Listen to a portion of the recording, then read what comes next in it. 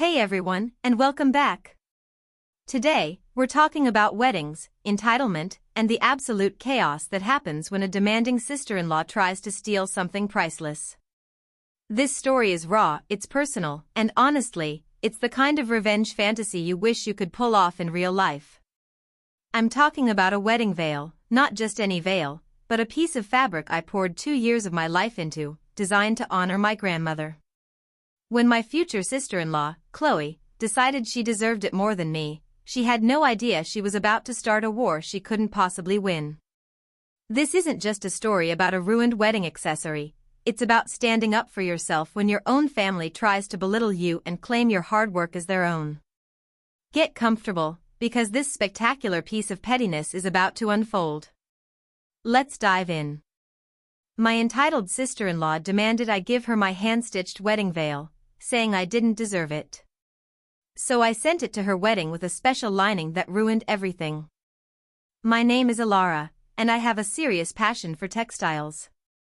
It's more than a hobby, it's a connection to my family, specifically my grandmother, who was an incredible seamstress. She taught me everything, and after she passed away, I decided to dedicate myself to a huge project, creating my own wedding veil. It wasn't just some store-bought netting. This was a 2-year project. I sourced antique Belgian lace, hand-stitched 500 tiny seed pearls, and incorporated a secret pattern that mirrored the stained glass window in the little church where my grandparents got married. It was, objectively, a masterpiece. It wasn't just beautiful, it was priceless to me. It represented grief, love, and 2 years of focused, meditative work. I finished it about 6 months before my wedding date was even set. I posted a single, carefully filtered photo on Instagram, just a detail shot of the lace work, and the response was insane. Friends who didn't even know I could sew were commenting about how stunning it was. That's how Chloe, my future sister-in-law, found out about it. Chloe is married to my brother, Marcus, and she is the definition of entitled. She comes from money, marries into money, and treats anyone who actually works with their hands like they are beneath her. She's always making passive-aggressive comments about my apartment being cozy, read, small, and how my job is quaint, read, low-paying, because I work for a non-profit. She was planning her second wedding, a massive, no-expense-spared destination affair in Tulum, Mexico. She saw my Instagram post, and within an hour, she called me. Elara. Darling. That veil. It's simply divine. Where did you commission it? She demanded, skipping any greeting. I explained that I made it myself. There was a pause so long I thought the call had dropped. You made it? Oh, well, you are talented with your little crafts, aren't you? I need to borrow it for the Tulum wedding. Borrow it. Like it was a pair of shoes. Chloe, it's not available to borrow. I made it for my own wedding. She laughed. A high, fake sound that always grated on my nerves. Your wedding? Sweetie, you haven't even set a date, and let's be honest, your wedding is going to be a casual affair, isn't it? This veil deserves better than a courthouse ceremony and a backyard barbecue. I felt my blood run cold. She was trying to belittle my future wedding, which, while yes, was going to be smaller and less extravagant than hers, was going to be deeply meaningful. It's not for sale, Chloe, and it's not for rent. It's an heirloom. Heirloom, she sniffed. Darling, I'm marrying Marcus. I'm the one establishing the family legacy. This veil needs to be photographed at an upscale venue with real light, not your local park. I'll give you $1,000 for the trouble. $1,000 wouldn't even cover the cost of the antique lace, let alone the 2 years of labor and sentimental value. No, Chloe. The answer is no. That was the end of the polite request. Over the next 2 weeks, the harassment began. She called my fiancé, demanding he convince me to hand it over. She called my mother, claiming I was being selfish and ruining her only perfect day. She went to Marcus and complained that I was being cruel and holding a grudge against her. Marcus, as bless his heart, tried to mediate. Elara, it's just a piece of fabric. She's willing to pay for it. It's not just fabric. It's 2 years of my life. It's grandmama's memory. And she said I don't deserve it because my wedding won't be as upscale as hers. I shouted, feeling tears well up in frustration. Marcus looked uncomfortable. Well, you know Chloe. She has a way with words. Just think of the peace and quiet if you just give it to her. That did it. The fact that the men in my life were suggesting I sacrifice a deeply personal, irreplaceable piece of art just for Chloe's convenience and to buy her silence, made me realize I was dealing with a different level of entitlement. They were prioritizing her happiness and ego over my emotional well-being and boundaries. I went dark.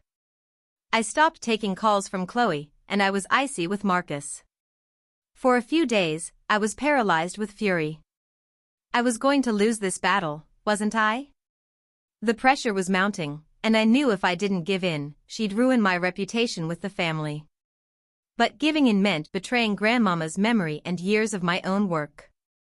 Then, a cold, hard idea crystallized. I wouldn't let her win, but I wouldn't lose my veil either. I was a textile artist. I knew exactly how to manipulate materials, how to make things look perfect when they were fundamentally flawed. I called Chloe back, adopting a sighing, martyr tone.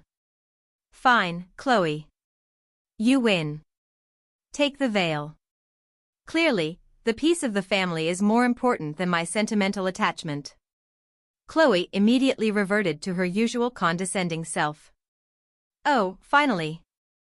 I knew you'd come around. See, Elara? You just needed to be logical about this. I'll send my personal assistant over to collect it this afternoon. I spent the next 3 hours in my workshop. This was delicate. I wasn't going to ruin the beautiful lace, but I was going to ruin her moment. I wasn't just fighting for my veil, I was fighting back against years of being treated like the inferior, less successful family member who should just cater to the elites. I sourced a specialized fabric treatment, a clear, aerosol spray used sparingly by curators to add a protective layer to very old, fragile lace. It's totally invisible, odorless, and doesn't change the texture. Perfect.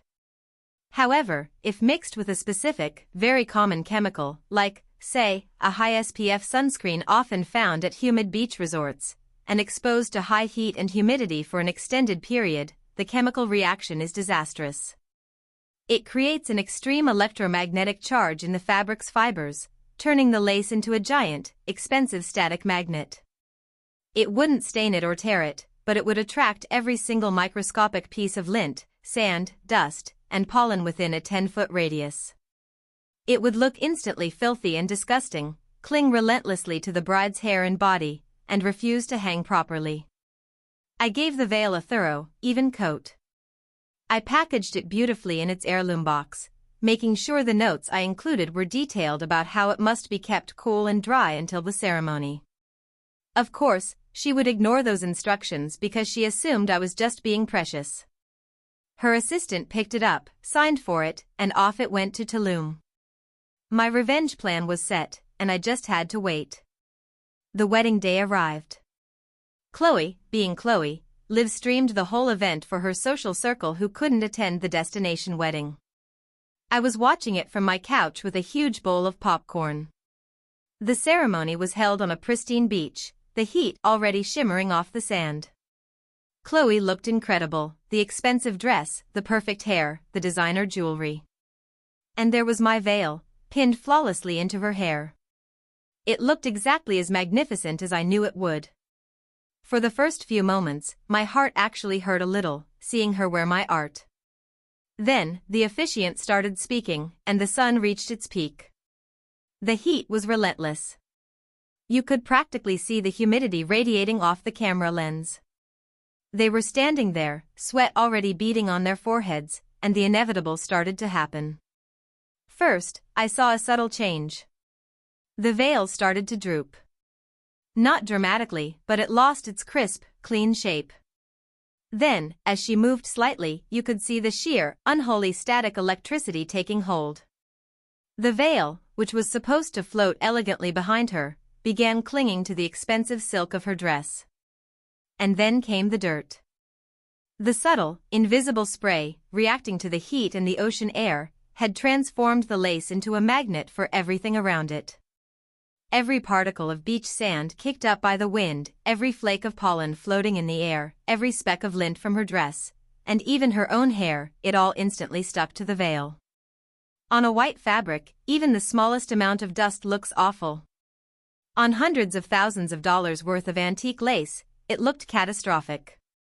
Within minutes, the bottom edge, which was dragging slightly on the sand, looked like a street sweeper had dragged it through a construction site. The entire piece was patchy, clingy, and looked like a filthy, antique rag that had been dug up from a swamp. It was meant to be pristine, but now it looked stained and gray. The static made it stick to her face and shoulders, pulling out tiny strands of her perfect updo. The camera angles kept trying to avoid it, but they couldn't. It was the centerpiece of the disaster. Chloe, being the perfectionist she is, clearly noticed. Mid-ceremony, she tried to pull the veil away from her face, and when she touched the lace, her hand came away covered in tiny bits of debris. She frowned, trying to subtly shake it out, which only made the static worse, causing the lace to float briefly and then descend onto her shoulders like a gray, dusty blanket. Her perfect bridal moment was ruined by what looked like the world's filthiest cobweb attached to her head.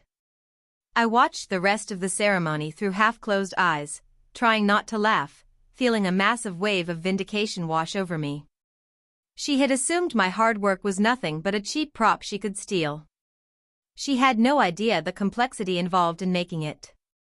The video ended right before the reception, but the text messages started almost immediately. My mom texted, "Elara, what happened to the veil? It looked awful." My fiancé, Marcus, texted, "Did you see that? Chloe is furious. The veil looks completely ruined."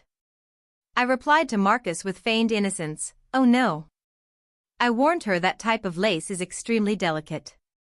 It must have reacted badly to the excessive humidity and heat.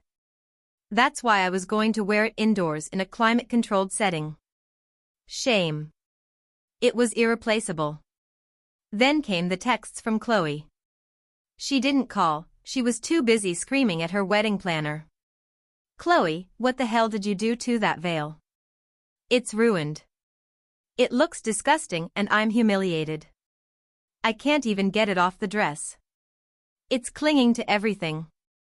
Me, "Oh, darling, I'm so sorry. I warned you about the delicacy of antique materials.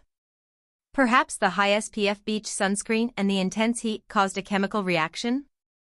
You should have followed my instructions about keeping it cool and dry. Such a shame you didn't trust my craftsmanship. Chloe, you did this on purpose. You selfish, bitter little." I blocked her immediately after that message. I didn't need to read the rest. I had achieved my goal. She had demanded an heirloom she didn't earn, dismissed my work as quaint, and tried to humiliate me. I returned the favor on her perfect day, making her look tacky and desperate right in front of her high society guests. The fallout was messy, but satisfying. Chloe eventually calmed down enough to contact Marcus, demanding I pay for the dry cleaning bill for the dress, which was also apparently covered in lint and dust from the static veil. I calmly told Marcus that I would be happy to pay for the dry cleaning bill of her $15,000 dress, provided she paid for the full replacement cost of my antique, hand-stitched, 2-year project veil, which was now ruined due to her negligence. Guess what? I never heard about the dry cleaning bill again. The best part? Because of the static clinging and the resulting photos, the professional pictures of the ceremony looked hilariously awful. The veil looked like it was actively resisting her, turning into a gray cloud of dirt and disappointment. The wedding photographer had to digitally edit out the clinging dust from hundreds of photos, or they'd be unusable.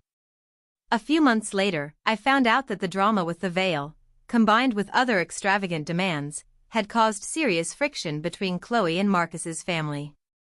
They realized that Chloe valued appearances and things over everything else, including courtesy and decency. I never made another veil like that.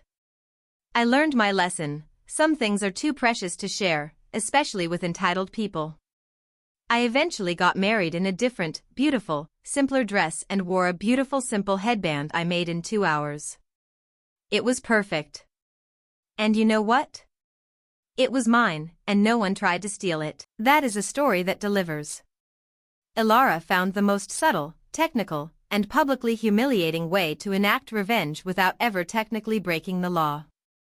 Chloe wanted the priceless heirloom to elevate her status, and instead, it literally ruined her pristine image on her most important day. So, here's the big question: was Elara's revenge justified? Or was sabotaging a piece of someone's wedding day too harsh, even for a demanding sister-in-law? Let me know your thoughts in the comments below. If you enjoyed this spectacular tale of textile revenge, make sure to hit that like button, subscribe to the channel, and ring the notification bell so you never miss another video. See you in the next one.